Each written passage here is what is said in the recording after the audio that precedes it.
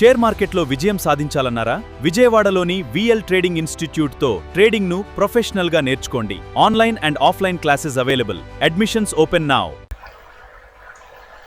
Welcome to day 42. ఈరోజు మీ అందరికీ నమస్కారం. మనం డబుల్ బాటమ్ను పూర్తిగా విరుద్ధమైన ప్యాటర్న్ అయినటువంటి డబుల్ టాప్ గురించి తెలుసుకోబోతున్నాం. డబుల్ టాప్ అనేది ఒక పవర్ఫుల్ బేరిష్ రివర్సల్ ప్యాటర్న్. ఈ ప్యాటర్న్ సాధారణంగా అప్ ట్రెండ్ తర్వాత ఏర్పడుతుంది. చార్ట్లో ఇది ఇంగ్లీష్ అక్షరం ఎం లాగా కనిపిస్తుంది. ప్రైస్ ఒక రెసిస్టెన్స్ ఏరియాను 2 సార్లు టెస్ట్ చేసిన తర్వాత కిందకు తిరగడం ప్రారంభిస్తుంది. గుర్తుపెట్టుకోండి, ఈ ఎం అనేది 2 సార్లు సపోర్ట్ దగ్గర వచ్చిన తర్వాత అండ్ ప్రైస్ ఒక రెసిస్టెన్స్ ఏరియాను 2 సార్లు టెస్ట్ చేసిన తర్వాత కిందకి తిరగడం ప్రారంభమవుతుంది.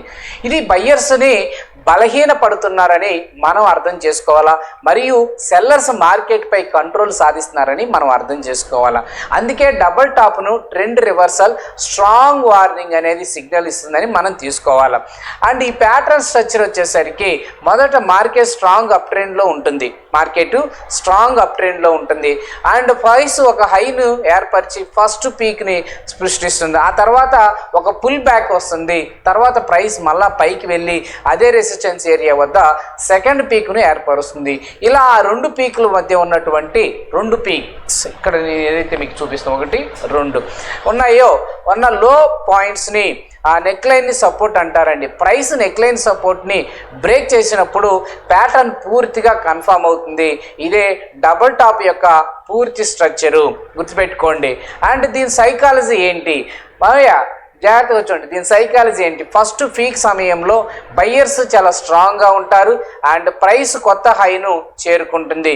కానీ పుల్ బ్యాక్ తర్వాత ప్రైస్ మళ్ళీ అదే రెసిస్టెన్స్ వద్దకు వచ్చినప్పుడు, మళ్ళా చెప్తున్నాను, ప్రైస్ అదే రెసిస్టెన్స్ వద్దకు వచ్చినప్పుడు బయ్యర్స్ ముందున్న స్ట్రెంత్ని చూపలేరు. కాబట్టి కొత్త హై ఏర్పడింది. ఇక్కడ ఇదే డిమాండ్ తగ్గుతుంది అనే సాంకేతం మనం అర్థం చేసుకోవాలా.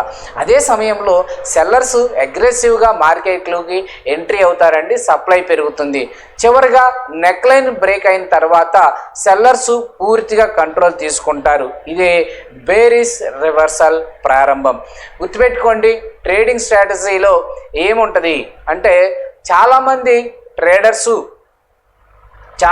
ట్రేడర్సు స్టాప్ లాస్ని అంటే ట్రేడింగ్ చేసే ముందు మీరు ఏం చూసుకోవాలా అంటే వాల్యూమ్ ఒకటి చూసుకోవాలా.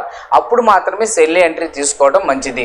అండ్ స్టాప్ లాస్ని సెకండ్ పీక్ పైన ఉంచాలి. టార్గెట్ని ప్యాటర్న్ యొక్క హైన ఆధారంగా క్యాలిక్యులేట్ చేయాలి. అంటే పీక్ నుండి నెక్లైన్ వరకు డిస్టెన్స్ని బ్రేక్ డౌన్ పాయింట్ కిందకి బ్రేక్ డౌన్ అనేది కిందకి తీసుకుంటాం. గుర్తుపెట్టుకోండి, ఇదే professional double tap trading strategy. ఇప్పుడు ఈ చార్ట్లో మీరు కొన్ని చూసినట్లయితే ఓకే. సో ఇప్పుడు దాకా నేను ఏదైతే మీకు చూపించానో ఈ అన్నిట్లో ఇలాంటిది ఏమన్నా మీరు స్టాక్స్లో పెట్టుబడి పెట్టేటప్పుడు ఇలాంటిది ఏమైనా ఉన్నాయా కింద కామెంట్ రూపంలో తెలియజేయండి. అలానే ఇలా ఎప్పుడైనా ఏదైనా చూసి చేసినప్పుడు మీకు స్టాప్ లాస్ హిట్ అయిందా లేదా ప్రాఫిట్ వచ్చిందా అనేది కింద కామెంట్ రూపంలో తెలియజేయండి. Thank you very much.